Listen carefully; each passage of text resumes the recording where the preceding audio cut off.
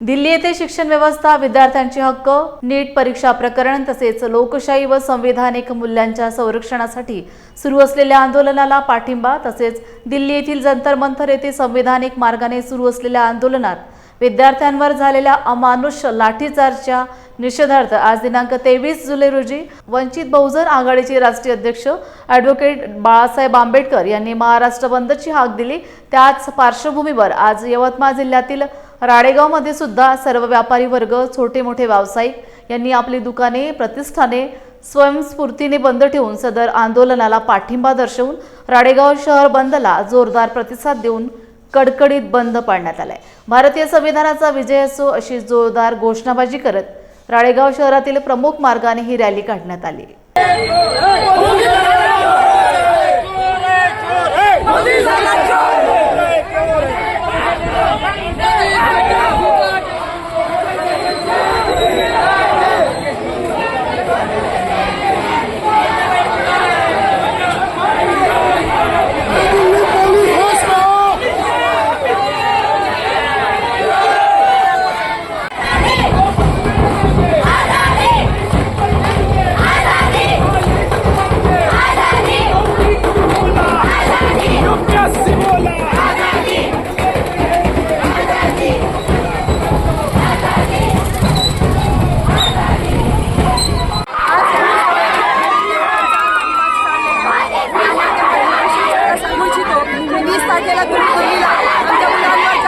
लाठीचार्ज केला असून त्या धडा सोडल्यात आणि मुलांना या पद्धतीने भेदभाव केला। हा इतका मोठा नरसंहार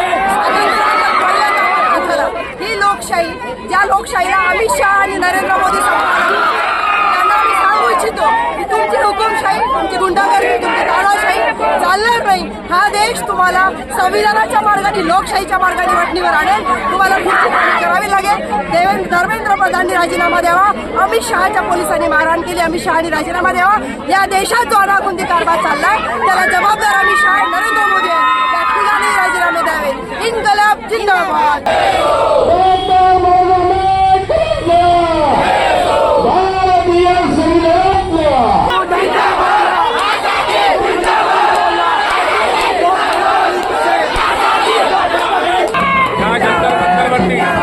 माझ्या हजारो युवकांनी, लाखो युवकांनी नीट सारख्या अत्यंत महत्त्वाच्या परीक्षेमध्ये जे पेपर फुटले, त्या पेपर फुटल्या प्रकरणामध्ये सरकार हे बेसावध राहिलं, जाणीवपूर्वक पैसे लुटण्यासाठी ते बेसावध राहिलं आणि म्हणून माझ्या देशाच्या सर्व तरुण तरुणीने अतिशय सुरक्षित मार्गाने, शांततेच्या मार्गाने जो मोर्चा काढला आहे। माननीय सोमन वांगचूक साहेब जे उपोषणाला बसले तांत्रिक स्वरूपात, त्यांची दखल घेतली नाही। 20-20 दिवस त्यांना उपोषणाला बसवलं, मरणासह औषध त्यांना सोडलं। या देशातल्या नेत्यांनी, मुख्यमंत्र्यांनी, शिक्षण मंत्र्यांनी बिलकुल दखल घेतली नाही आणि माझे 22 लोक या ठिकाणी मारले गेले। काल माझी एक मुलगी मारली गेली। त्याच्या निषेधार्थ म्हणजे तरुण, तरुणी, महिला सगळे या ठिकाणी एकत्र आले आणि त्याच्या निषेधार्थ राजीनामा देईपर्यंत हा लढा सुरू राहील आणि लोकशाहीला न्याय मिळवण्यासाठी तिथला प्रत्येक घटक पाहिला, प्रत्येक महिला भगिनी आमचे सहभागी झालेले आहे। आम्ही जिंकू, आम्ही लढू आणि देशाला स्वातंत्र्य मिळवून देऊ, अशा प्रकारची भूमिका आम्ही सर्वांनी घेतलेली आहे। मीडिया आमच्या सोबत आहे, आमचं भाग्य समजतो आणि तुम्हाला सगळ्यांना धन्यवाद देतो।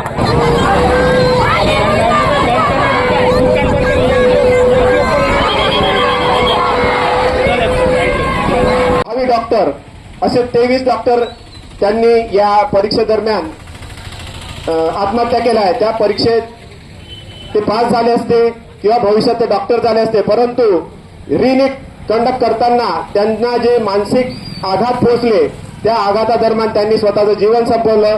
त्याच्या मागे असलेले त्याचा परिवार तो अलिप्त झाला।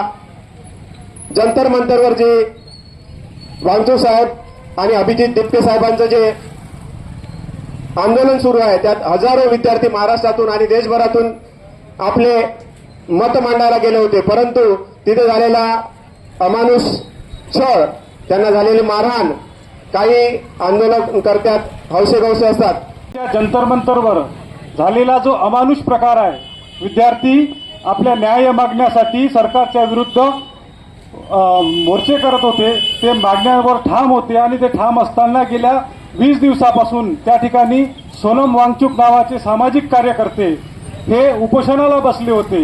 त्याचप्रमाणे काक्रोच जनता पार्टीचे अभिजित दिपके हे सुद्धा त्या आंदोलनात सहभागी होते आणि असं असताना ते आंदोलन 20 तारखेला संसदेवर कूच करत होतो, कारण त्या अगोदरचा जर आपण भाग पाहिला तर त्या आंदोलनाला सरकारने कुठल्याही प्रतिक्रिया दिल्या नाही, आपल्या संवेदना व्यक्त केल्या नाही, त्या आंदोलनाला कुठलीही दाद दिली नाही.